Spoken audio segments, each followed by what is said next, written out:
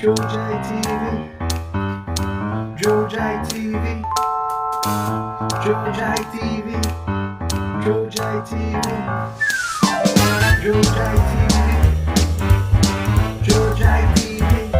Guys, welcome back to my channel. For today's video, tuturuan ko kayo kung ano ang magandang tawag dito. Ano ang magandang klase ng mga halaman or dayami ang pwedeng ilagay sa pugad na mas maganda, na makakaiwas sa mga insects or mga ano tawag doon, mga parasites. So, halika tingnan natin to. May naisip ako. So, ito na guys.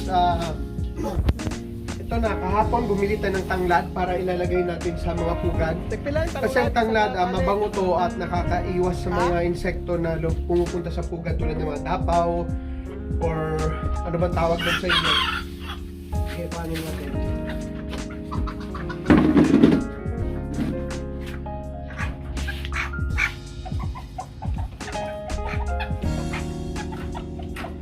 First, kung makita ninyo ito, ayan, may itlog na siya. So, gagawin natin, separate muna natin. Separate muna natin.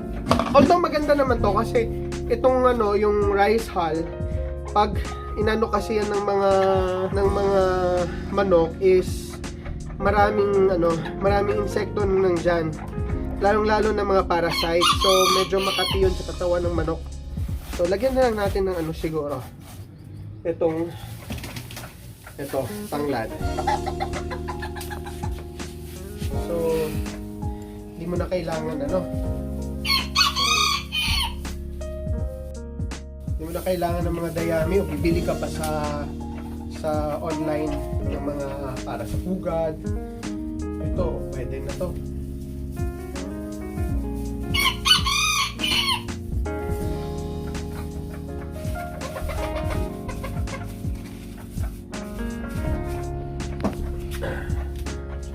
Ganyan lang. Yung nagawa ko pekot.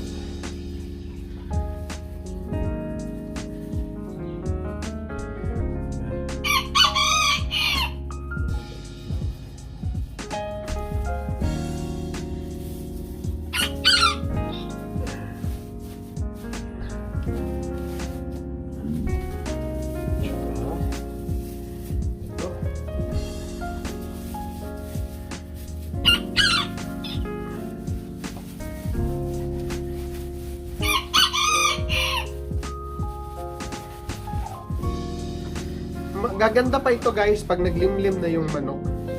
So, ayan, sa ganitong paraan makakaiwas sa mga insekto ang manok natin. So, balik natin.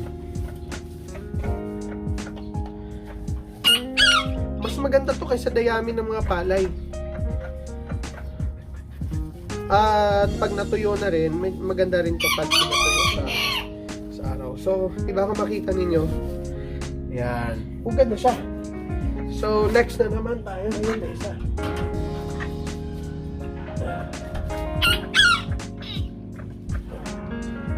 Good. Very good.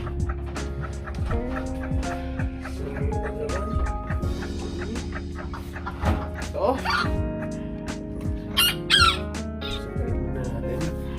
Nilagyan ko siya kung nagtataka kayo bakit may mga bato-bato, kasi kailangan mabigat yung baka kasi patungan ng manok, hindi niya makaya, matutumba. So the same process lang rin gagawin.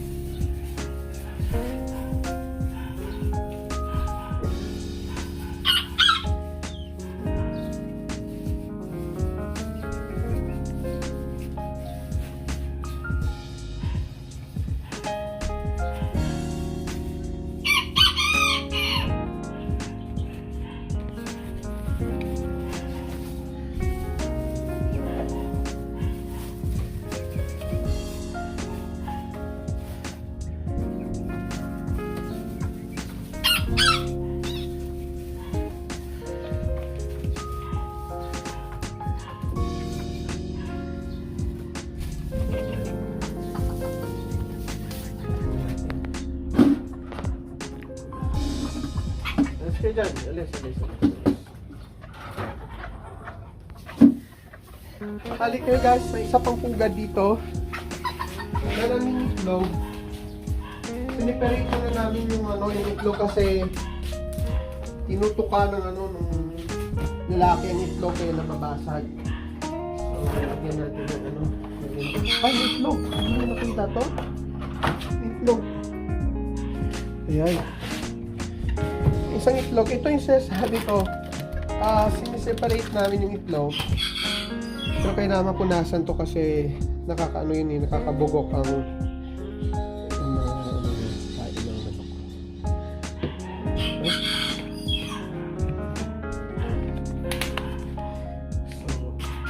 So, kukuhanin muna yung itlog guys.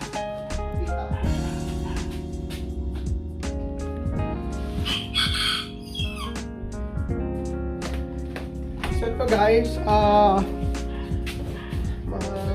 siraman natin siya. Ito yung itlog ng namin, Sea Bright.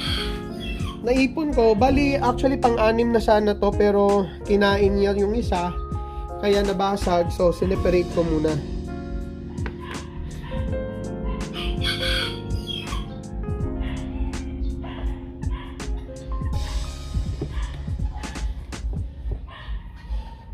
Okay. Gagawa natin ng pugad.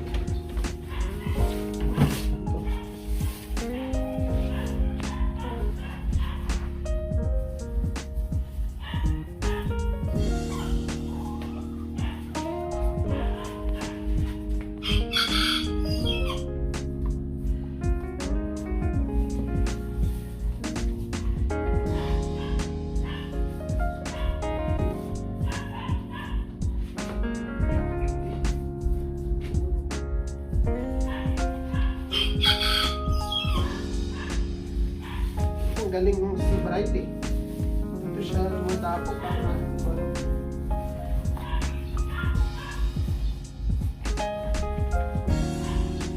gusto ko sana ilagay yung mga itlog dito pero takot ako parang baka mabasag.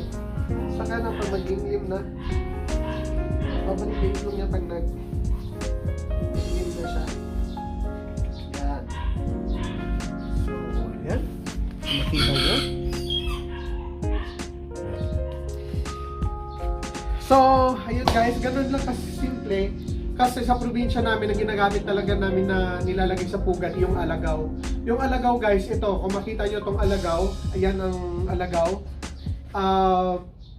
Nilalagay namin yan sa pugad para maging mabango at walang insekto yung pugad ng manok. Pero dito sa city, wala tayong alagaw. Kaya ang gagamitin natin, tanglad. Kaya ayun kung bakit tanglad ang nilagay ko. Siguro guys, ito, effective po talaga ito sa mga insekto. So, I hope na nakashare ako ng maliit na idea para sa inyo para kung ano ilalagay niyo sa sa mga pugad niyo. I know na ang iba may mga tanim na tanglad sa bahay. So, pwede niyo kahit yung mga kahit yung mga dayami lang ng tanglad, yun ang ilalagay niyo sa mga pugad. Kasi laking tulong sa manok para mawala yung mga insekto doon sa pugad. So, ayun mga kasirama, hanggang sa muli, hanggang dito na lang. Hanggang sa next vlog na naman. So, abangan nyo po ako. Sa mga baguhan sa aking channel, huwag kalimutang mag-subscribe. At saka i-click yung button bell pag may updated kayo sa ating channel. At saka, please, pa-like na rin. At mag-comment din kahit minsan. Kahit kung hindi nyo gusto ang video ko, maglagay na rin kayo ng comment. Pag gusto nyo, comment na rin nyo. Bahala kayo sa buhay nyo. Yan na mga guys. Maraming salamat and bye-bye.